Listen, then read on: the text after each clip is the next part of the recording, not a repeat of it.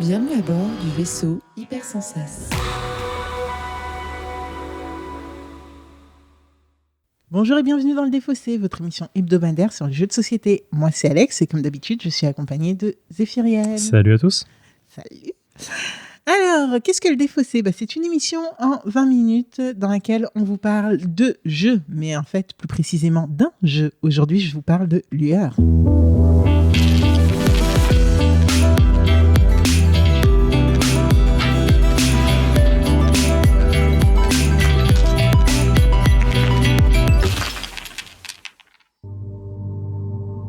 Alors, comme je le disais, qu'est-ce que le Défaussé ? C'est une émission hebdomadaire. On se retrouve donc tous les mercredis pour 20 minutes et on vous parle d'un jeu. Donc aujourd'hui, je vais vous parler de Lueur, comme je le disais, et je vais vous en parler en 3 parties.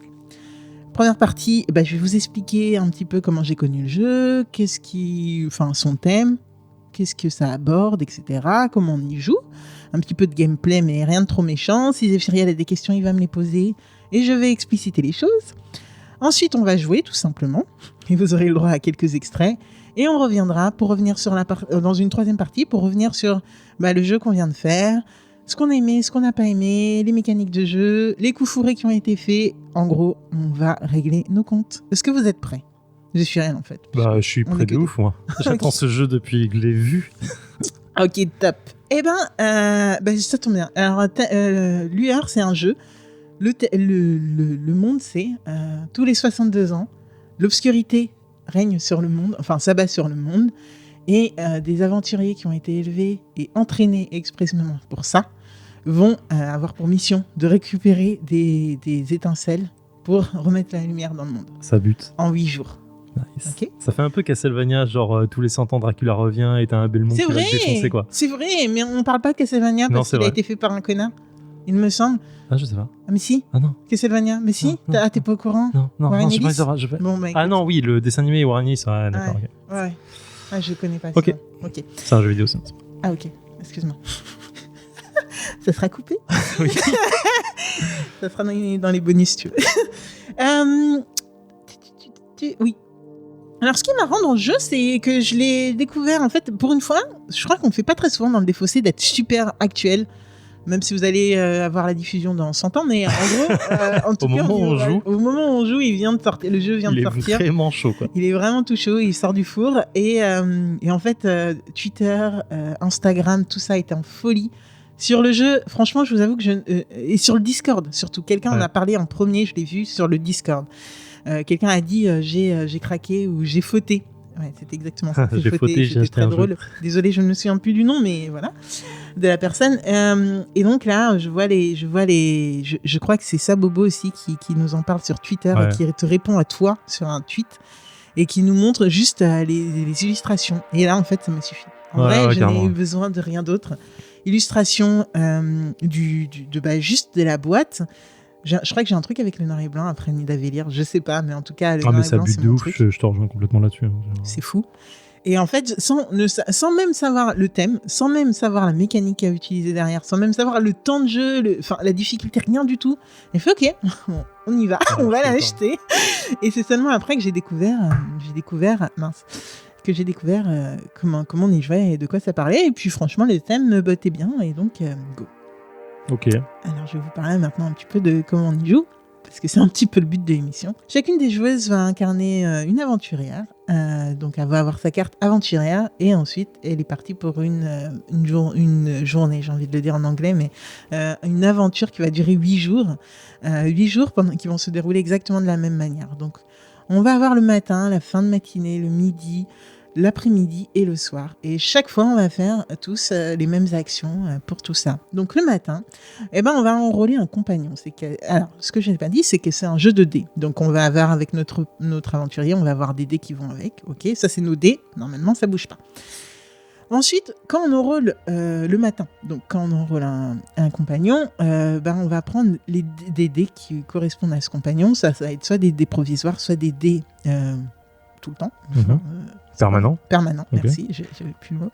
Ça, des dés permanents et qui vont nous aider tout au long de l'aventure. Ensuite, on va, en fin de matinée, justement, on va lancer ces dés. Donc, et les dés provisoires et les dés permanents qu'on a, on va tous les lancer. À midi, ce qui va se passer, c'est qu'on va récupérer les ressources. C'est la récolte. À midi, On mange, on va voilà. récolter. Donc, on va récupérer les ressources qui correspondent aux phases de dés qui sont tombées pour nous Ouais. et aux cartes qu'on a. C'est-à-dire que sur nos cartes, on va avoir des symboles. Si ces symboles correspondent aux phases de dés qu'on a, on peut récolter. On veut faire notre récolte. tout D'accord, simplement. ok. Récolter le bénéfice. Là, c'est très abstrait, donc je vais quand même donner des exemples. Imaginons que j'ai besoin d'une goutte d'eau et d'une pierre pour faire un effet qui va être, par exemple, récolter un pas et récolter 2 étincelles. D'accord. Le but du jeu étant de récolter des étincelles, je le répète. Pour faire de la lumière. Espérons, pour amener la lumière sur la Terre. Et donc, si j'arrive à faire une pierre et une goutte d'eau, je vais pouvoir récolter tant d'étincelles et j'ai dit quoi J'avais dit Je sais plus, mais ok, d'accord. et par exemple un jeton relance. Tu vois. D'accord. Les jetons relance c'est important parce que ça te permet de relancer tes dés pour avoir les résultats que tu veux. Ok. On va avoir jusqu'à 8 compagnons, vu que c'est 8 tours. Et donc, on va pouvoir utiliser ces dés pour faire les résultats de chacun de ses compagnons, si ça match. Ok. Donc ça, c'est ce qui se passe à midi. L'après-midi, on va continuer notre voyage. Donc, on va utiliser un plateau central sur lequel il y a des éléments aussi. Ouais. Et ces éléments, on va pouvoir y accéder que si on a les bons dés qui correspondent. Imaginons que moi, sur mon chemin, j'ai une goutte d'eau, puis après j'ai une feuille, et puis après j'ai une pierre. Il va falloir que j'ai ces éléments-là, pour que sur les faces de mes dés, j'ai ces éléments-là pour continuer mon chemin. D'accord. Okay. Il y a aussi, à l'inverse, c'est trop marrant parce que ce jeu a aussi l'inverse, c'est-à-dire il faut des fois que tu n'aies aucun de ces éléments. Si j'ai une pierre barrée, il faut que je n'ai dans mes dés aucune pierre pour pouvoir passer. D'accord. Etc. Et donc, tu as des petites clairières où tu as plus d'étincelles, etc., où tu vas pouvoir mettre des campements qui vont te permettre de faire des points à la fin de la partie, etc. Donc ça, c'est l'après-midi quand on continue notre voyage. Ok. Et ensuite, le soir, c'est la fin du tour, on réinitialise tout, on remet, les compagnons qui seront disponibles, et surtout, on remet nos dés, en les laissant sur la face des dés, des éléments. D'accord. Et on les met dans les bonnes colonnes et éléments qui sont en face des compagnons qu'on va distribuer. Ok. Je pense qu'il y a des trucs que tu n'as pas forcément compris parce que tu as froncé les sourcils à des moments.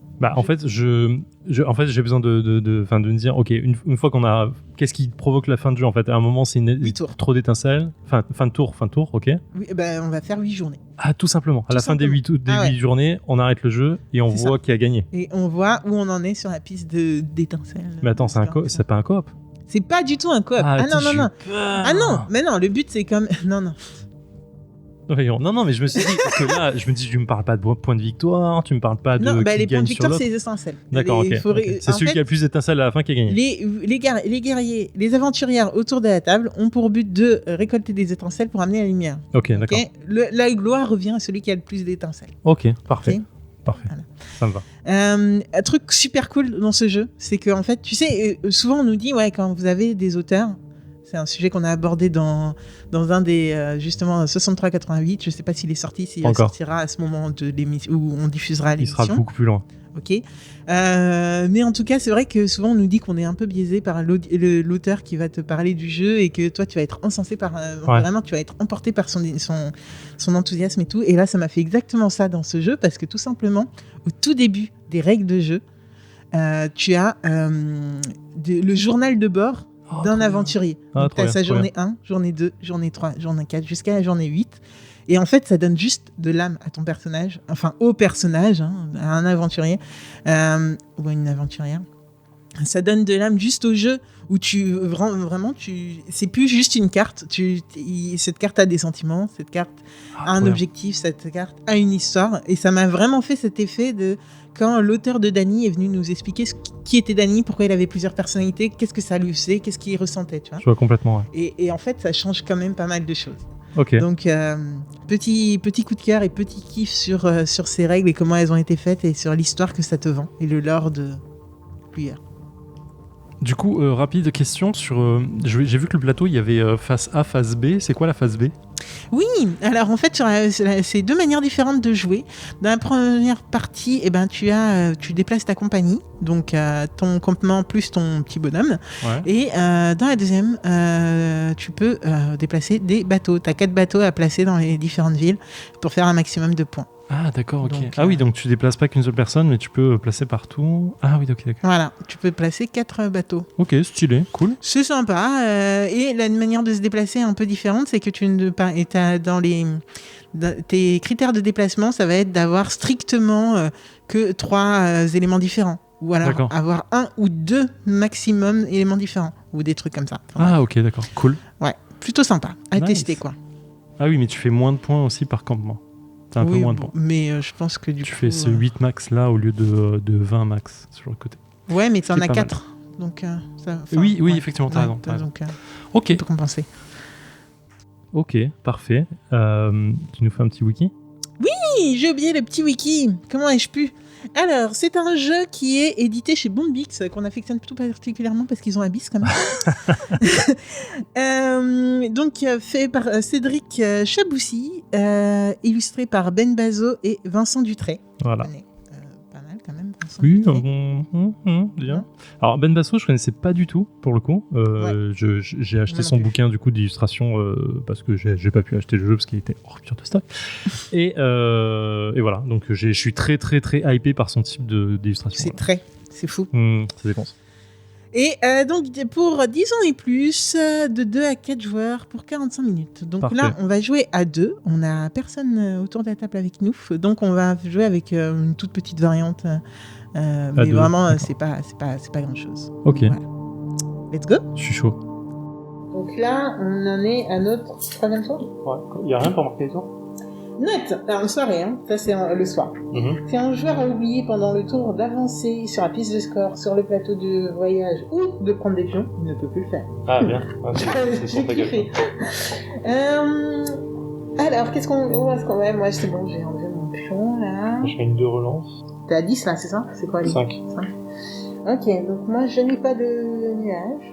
Par contre, j'ai 2, 1, 2. Ok. Et est-ce qu'on veut aller où ? On veut aller où ? Bon, alors ça c'est des flamèches, hein, au cas où je vais refais. Flamèches. Ah non, mais non, c'est pas Non, des c'est à la flamèches. Ah bon, j'aurais peut-être pas dû le faire tout de suite. Non, je... Enfin, moi je le fais pas tout de suite parce que j'ai des petits pieds. Oui, mais je suis... C'est le soir qu'on fait. T'as raison. Ok. Donc, Ça, je lance là. et nous voilà de retour dans le défaussé après 41 minutes et 44 secondes de lueur. Zéphiriel, à 2 joueurs. Zéphiriel, qu'est-ce que tu en as pensé ? Alors, plusieurs choses. C'est plutôt positif. C'est plutôt positif. Il y a un petit peu de négatif quand même, parce qu'il va en avoir. Mais je vais commencer par le négatif. Alors, l'univers est très bien représenté. Il y a un côté visuel qui est ouf. Il y a plein de choses. Juste au bout d'un moment, en fait, je vois plus que les symboles. Et ça me... Ouais, c'est un peu dommage. Du coup, tu profites pas tant de l'univers que ça. Je ressens pas le côté voyage, machin et tout, qui va se combattre contre les ténèbres et tout, machin. Tu vois, ce côté-là, je le perds un peu.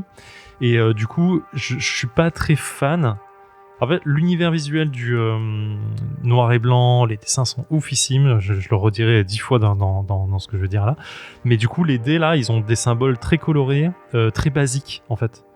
Et du coup, je trouve que ça jure un tout petit peu avec l'univers. Et je sais pas, du coup, j'ai du mal à voir autre chose que le gameplay et la mécanique de jeu à travers ces symboles-là. Et c'est ce que je regrette un tout petit peu. Autant, tu vois, les petits pieds, les petits jetons et tout, ils sont très bien dans l'univers. Autant, les dés, ils sont très colorés et du coup, avec plein de symboles de couleurs. Et du coup, je trouve que ça jure un tout petit peu. Mais bon, ouais, je pense que c'est pour la lisibilité. Je pense que sans ça, il y aurait eu un problème de lisibilité. Donc j'aurais dit, il y a un problème de lisibilité, les gars. Mais du coup, ouais, je pense que c'était à trancher, donc je dis pas. Mais du coup, voilà, je reproche un tout petit peu là-dessus. Mais du coup, ça me casse un tout petit peu l'immersion du jeu. À côté de ça, ça fonctionne super bien. C'est fluide. Le jeu est ultra fluide. C'est super agréable. Je sais pas ce qu'il en est à 4, du coup, mais... J'imagine qu'à 4, ça doit rester fluide parce que finalement, tu restes un peu dans ton coin à faire ton truc au fur et à mesure. C'est un jeu à moteur. Hein. Ouais, ça, voilà. je l'ai pas dit en première partie et je l'ai dit en off, mais c'est vraiment un jeu à moteur, ce qui veut dire que, globalement, tu es censé être en train de construire ton petit moteur et de pas trop aller faire, entre guillemets, chier les autres. Ce qui, à 2, change un petit peu. Il y a un tout petit truc qui change à 2 et qui fait que, en effet... Ouais, comme tu vas te débarrasser une carte chaque tour, tu vas gêner l'autre naturellement. Quoi. Voilà. Le premier joueur, à chaque tour, après avoir choisi son compagnon, envoie au cimetière un autre compagnon. Avant que le deuxième joueur ne choisisse. Ouais, donc pour pas lui laisser trop le choix. Voilà. Donc du coup, ça j'entends, mais voilà. Après, donc je disais, c'est fluide, c'est agréable. Tu fais beaucoup de points naturellement, donc c'est pas désagréable. Cette mécanique de relance en t'enlevant des points, elle est plutôt agréable pour pas te laisser bloquer sur un mauvais jet de dés, donc ça c'est plutôt cool aussi. Explique-là, tu peux l'expliquer. Donc du coup, en fait, on a le board de points. On peut s'enlever des points naturellement pour arriver sur une case de relance qui a entre chaque point. Et du coup, alors c'est beaucoup au début, sur la fin, au partir de 50 points, ça s'arrête. Mais au début, effectivement, t'as beaucoup ça pour te dire, je m'enlève 2 points pour relancer 2 dés et ainsi de suite, de façon à pas te sentir bloqué, parce que t'as fait un jet de dés tout pourrave et que finalement t'as pas avancé. Et si t'as pas de pion relance du coup dans ton jeu et que t'as pas de compagnons qui te permettent de relancer de manière plus naturelle aussi. Après, le déplacement sur la carte, en vrai, il est cool. J'allais dire au début je comprenais pas trop, mais en vrai une fois que t'as compris la mécanique, ok, tu fais attention à ça, au double truc quoi, disant ok, il me faut des dés pour déclencher mes compagnons, il me faut aussi les dés pour avancer, est-ce que du coup je relance ou est-ce que je gagne et tout, et du coup cette mécanique elle est assez naturelle au bout d'un moment, c'est super agréable, et dès que t'as ton petit moteur de jeu qui correspond du coup à la moitié du deck du jeu, en fait tu commences vraiment à apprécier le jeu sur le truc. Ça casse pas des briques en mécanique quand même. Dans le sens où c'est pas le jeu du siècle, c'est pas dans le truc, mais le tout reste ultra agréable à jouer, c'est smooth, c'est doux, c'est vraiment doux comme jeu je trouve, et je pense qu'il y a un côté univers vraiment cool à développer à côté de ça quoi. J'ai hâte de voir des extensions s'ils en mettent avec des nouveaux personnages, un plateau supplémentaire ou ce genre de choses, et vraiment bien. Et toi t'en as pensé quoi? Je vais revenir sur plusieurs choses que t'as dites. Alors moi c'est vrai que j'ai eu un petit problème avec ce plateau qui est très très très petit, mais je pense qu'en fait le plateau n'est pas le plateau n'est pas le cœur du jeu, et c'est pour ça qu'il est petit en fait, que les gens se concentrent pas forcément sur ça et plus sur la construction de leur compagnie là, avec les compagnons etc. Ce que j'ai trouvé quand même très très intelligent. J'ai pas eu du tout le même problème que toi sur les jetons, les pions, les dés, excusez-moi. On le dira jamais assez, mais là où on enregistre, il y a pas beaucoup de lumière, mais en fait, je pense que ça participe à ta frustration par rapport à ça.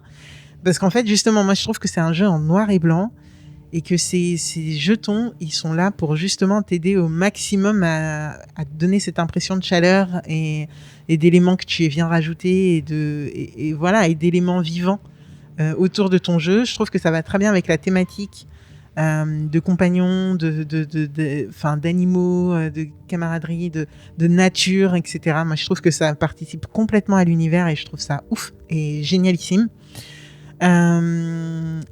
Sinon, sur le jeu et les mécaniques en elles-mêmes, oui, comme je l'ai déjà dit pendant que tu étais en train de parler, c'est un jeu à moteur. Donc, en fait, tu vas faire des points tu vas essayer d'améliorer ton jeu dans ton coin. Et du coup, c'est un jeu qui va pas faire que tu fais trop de coups aux autres et qu'il y a pas trop d'interactions. Par contre, il faut quand même aussi le dire, il y a quelques cartes qui te permettent d'aller embêter les autres, que ce soit dans leur lancer de dés et donc aller un peu saboter leur moteur, ou dans la sélection de cartes pour les pousser à prendre des choses qui les intéressent peut-être moins, qui les aident moins, ou qui fait un moteur qui aussi enraye un petit peu la machine de leur moteur. Donc très très bien pensé. L'univers, je l'aurais dit aussi comme toi, c'est vrai que au bout d'un moment on voit plus trop les cartes. C'est vrai que j'ai vraiment, c'est marrant parce que pendant cette partie j'ai vraiment regardé mon aventurier, qui est quand même la carte que tu récupères en premier.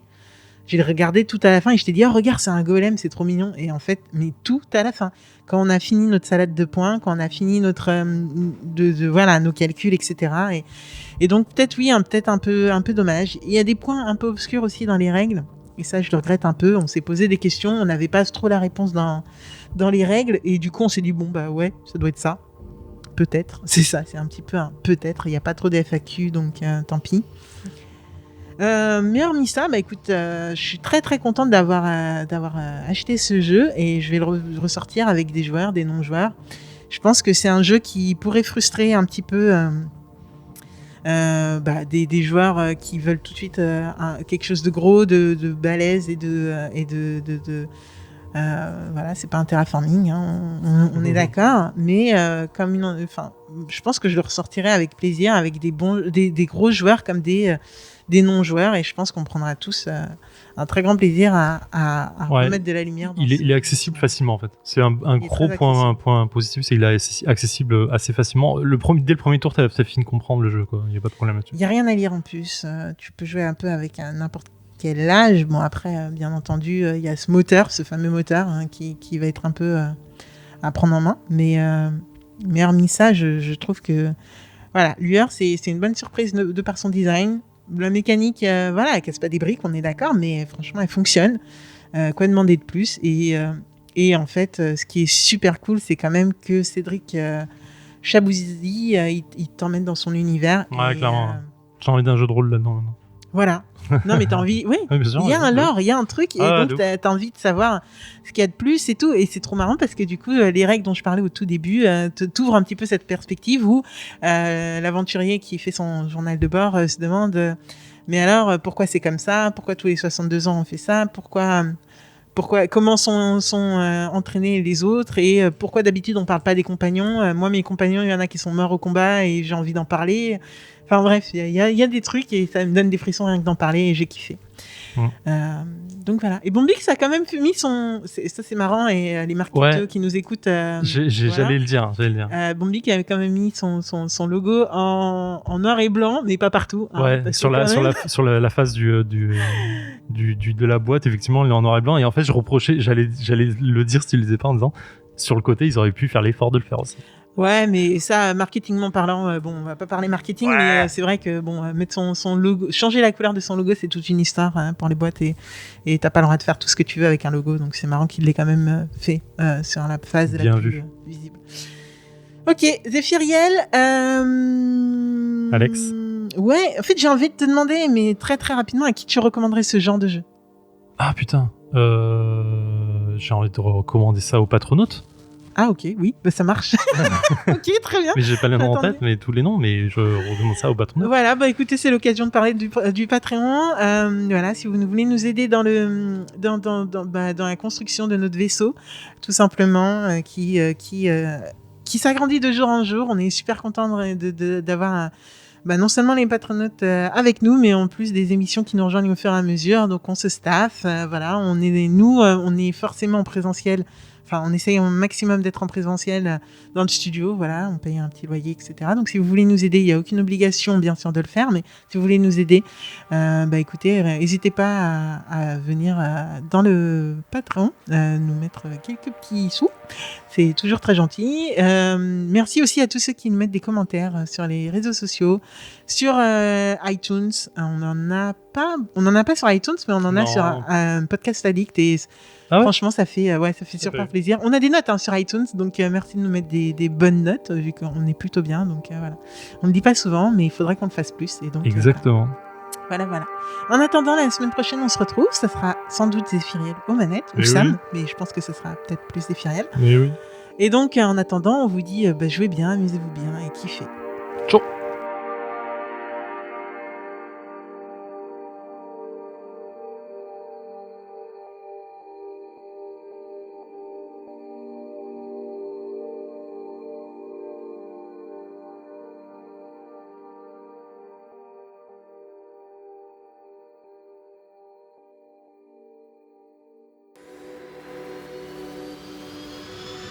Fin de transmission.